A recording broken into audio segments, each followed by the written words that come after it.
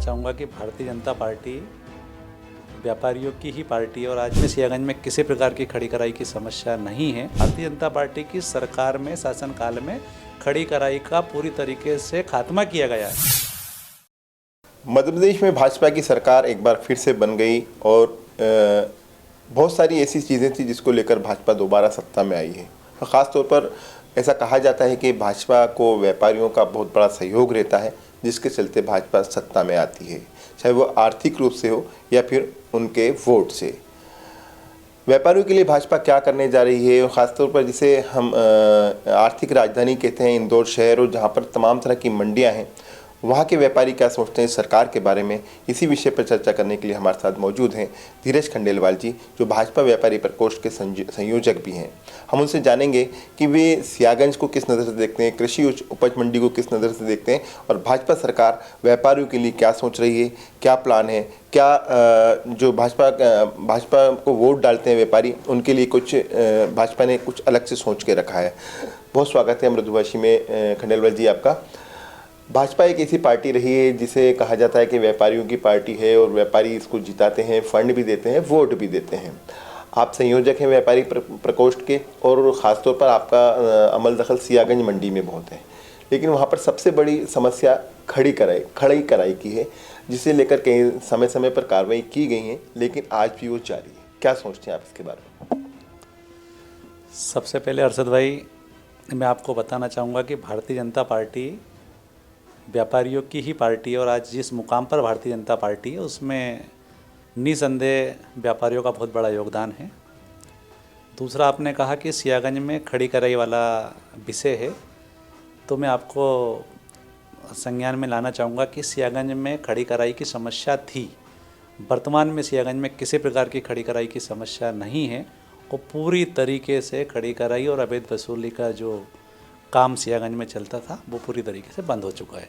पूरा व्यापारी खुश है, सुखी है, और व्यापारियों का तो आज ये ऐसा मानना है, क्योंकि मैं भी व्यापारी हूँ, कि भारतीय जनता पार्टी के राज में व्यापारियों का काम सिर्फ व्यापार करना है।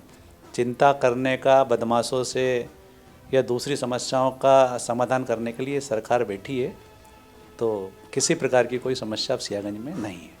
धीरज भाई, हमने देखा है कि आप पदाधिकारी रहे हैं, सियागंज के भी पदाधिकारी हैं। समय समय पर व्यापारियों ने ही, आप ही की सरकार थी, पिछली सरकार भी आप ही की थी, उस दौरान अपनी समस्याएं सरकार के समक्ष रखी थी। मुख्यमंत्री शिवराज सिंह चौहान जब मुख्यमंत्री हुआ करते थे प्रदेश के, उनके समक्ष भी आपने इस तरह की समस्या रखी थी कि यहाँ पे खड़ी कराई की वसूली होती।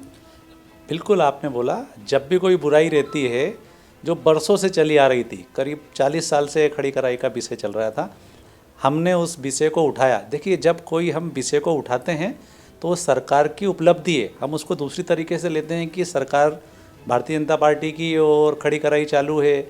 ऐसा नहीं है, खड़ी कराई 40 वर्षों से चालू था। भारतीय जनता पार्टी की सरकार में, शासनकाल में खड़ी कराई का पूरी तरीके से खात्मा किया गया है, अवैध वसूली का खात्मा किया गया है। तो ये सब चीज़ें अब नहीं है, जब थी उसका पार्टी के हमारे जनप्रतिनिधि और सरकार के माध्यम से हम लोगों ने खबर भिजवाई और पूरा समाधान उसका हुआ। अब किसी प्रकार की कोई समस्या नहीं। ये भी कहा जाता है कि भाजपा को व्यापारी बढ़ चढ़कर सहयोग करते हैं, खासतौर पर आर्थिक रूप से सहयोग करते हैं, और विधानसभा 3 की बात करें हम, जहाँ पर तमाम तरह की मंडियाँ हैं, कृषि उपज मंडी भी उसी में आती है, और आपकी सियागंज जो बड़ा व्यापार होता है किराने का और तमाम तरह चीज़ों का, ऐसा कहा जाता है कि वहाँ से वसूली की जाती है। नहीं, अभी वसूली वाला किसी प्रकार का कोई मामला नहीं है। अरशद भाई, मैं बताऊँ आपको कि व्यापारी अभी बहुत निश्चिंत थे, और यदि कोई ऐसा मामला आता भी है हमारे संज्ञान में तो हम तुरंत वहाँ पर जाते हैं और व्यापारियों की समस्याओं का समाधान करके ही आते हैं। जैसे अभी राजवाड़ा वाला मामला मैं बताऊँ, बीच में राजवाड़ा में कुछ बदमाशों ने हमारे व्यापारियों के ऊपर चाकूबाजी की घटना करी। व्यापारी प्रकोष्ठ और भाजपा के सब पदाधिकारी वहाँ लोग गए हम लोग, और उसको अरेस्ट करवाया और सख्त कार्रवाई करवाई, और आज राजवाड़ा क्षेत्र में भी किसी प्रकार की कोई समस्या नहीं है। छोटी मोटी ये टेम्परेली कोई बदमाश आ जाते हैं तो उनका इलाज भी एसोसिएशन लेवल पे और पार्टी के लेवल पे हम लोग निश्चित रूप से करते हैं। इस वक्त तो अभी बड़ी परेशानी बता रहे हैं व्यापारी, जवाहर मार्ग को एकांगी कर देने के बाद कि उनका व्यापार ठप हो गया है। वे महापौर पुष्पित मार्गों से भी मिले जाकर कि उनकी समस्या का समाधान किया जाए। आपकी तरफ से क्या पहल की गई, क्योंकि आप व्यापारी प्रकोष्ठ के संयोजक हैं? हम लोगों ने काफ़ी व्यापारियों से चर्चा की। एक बात बताएं, कोई भी नया प्रयोग होता है तो थोड़ी बहुत समस्याएं तो सब जगह आती है। हो सकता है कुछ व्यापारियों को फ़ायदा हो रहा हो, किसी को नुकसान हो रहा हो, लेकिन ज़्यादा शहर के हित में क्या है उसी को देख के निर्णय महापौर जी ले रहे हैं। तो मेरे को नहीं लगता है कि कोई समस्या, और समस्या है तो उसका समाधान भी निश्चित रूप से किया जाएगा। आपने खड़ी कराई की वसूली की बात तो की कि उसको खारिज कर दिया, लेकिन एक बात वहाँ पर हमने देखी सियागंज में कि सेल टैक्स, इनकम टैक्स के जो निचले स्तर के अधिकारी कर्मचारी होते हैं वो वहाँ पर लगातार दौरा करते रहते हैं और व्यापारियों को कहीं ना कहीं दबाव में लाते हैं, उनसे वसूली करते हैं। ये पुरानी बातें हैं। जब कांग्रेस सरकार थी, जब इंस्पेक्टर राज था, तब इस तरह की घटनाएं होती थी। जब से जीएसटी लागू हुआ है तब से इस तरह की कोई समस्याएं है भी नहीं, और यदि छोटी मोटी कोई समस्या रहती है जीएसटी से संबंधित तो हम लोग अधिकारियों के पास जाते हैं। जैसे अभी हम लोग जीएसटी कमिश्नर लोकेश जाटव जी के पास सांसद महोदय के साथ गए थे और जो व्यापारियों की समस्या थी उससे अवगत कराया और उसका समाधान भी हुआ। तो अब ये इंस्पेक्टर राज वाली व्यवस्था नहीं है और व्यापारी खुश है। अभी उनकी दुकान पे, उनके प्रतिष्ठान पर कभी भी कोई भी डिपार्टमेंट का व्यक्ति ऐसे नहीं जा सकता जब तक कोई शिकायत, गंभीर शिकायत ना हो। वर्तमान मुख्यमंत्री मोहन यादव लगातार एक्शन में हैं और किसी भी अधिकारी के द्वारा यदि कोई गलत काम किया जाता है तो उसे त्वरित निलंबित कर दिया जाता है, उसके खिलाफ कार्रवाई की जाती है। व्यापारियों के लिए मध्य प्रदेश सरकार क्या सोच रही है, और आपने अपनी तरफ से खासतौर पर हमारी जिसे आर्थिक राजधानी इंदौर कहा जाता है उसकी तरफ से क्या रखा है जिससे व्यापारियों को और लाभ पहुँच सके? अरशद भाई, समय समय पर हम लोग व्यापारियों के बीच में जाते हैं। अभी बीच में ही हम लोगों ने एक बहुत बड़ा सम्मेलन करा था जिसमें हम 25,000 व्यापारियों की दुकान तक हम लोग इनविटेशन आमंत्रित करने उनकी दुकान पर गए थे। एक बड़ा सम्मेलन जिसमें 5,000 से अधिक व्यापारी उस सम्मेलन में एकत्रित हुआ। उनकी जो भी समस्याएं थी हमने बाकायदा उनकी नोट करी और उनकी समस्याओं का समाधान करने का पूरा प्रयास किया। तो और रहा सवाल मोहन यादव जी का एक्शन का, मुख्यमंत्री जी का, तो प्रशासन हो या कोई भी हो, अधिकारियों को जनप्रतिनिधि की, व्यापारियों की और सामान्य जनताओं की समस्याओं का तो गंभीरता से सुनना पड़ेगा। तो उनकी जो कार्रवाई है या उन्होंने जो एक्शन लिया है सराहनीय है। बहुत सारी मंडियां हैं इंदौर में, आप व्यापारी प्रकोष्ठ के संयोजक के बार बार मैं यही बात बोल रहा हूँ, क्या आपने नया प्लान किया है? क्योंकि बिना किसी मंडी के कोई व्यापार हो नहीं सकता है। बहुत सारा किराने का सामान हो या अनाज हो या अन्य चीज़ें हो, तेल हो, बाहर से आते हैं। यहाँ पर कई सारी फैक्ट्री ज़रूर लग गई हैं, लेकिन यहाँ पर और क्या सुविधा होना चाहिए व्यापारियों को जिससे कि वो आगे बढ़ सकें? देखिए, अभी मंडी शुल्क वाला मामला था तो हमने पूर्व मुख्यमंत्री माननीय शिवराज जी से चर्चा करके जो 1.5% मंडी शुल्क था उसको भी आधा % कम करवा के 1% पे लेकर आए हैं। इसके अलावा मंडियों, बाज़ारों में हमारी जो छोटी मोटी समस्या है, जैसे कहीं पर वाशरूम वगैरह की, इस तरह की जो छोटी मोटी समस्या है मंडियों में, और किसी प्रकार की समस्या नहीं है।